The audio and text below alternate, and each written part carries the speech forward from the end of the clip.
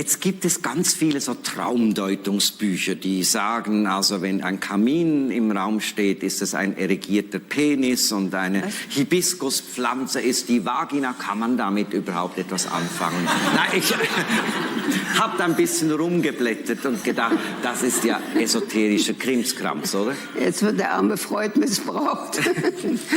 Aber war das erste ein Kamel? Nein, ein Kamin. Ein Kamel. Zum Kamel können wir noch kommen. Also ein Schornstein bleibt ein Schornstein, ein Kamin bleibt ein Kamin. Genau. Und ich muss den als Penis zu verurteilen, ich möchte das keiner Frau gönnen.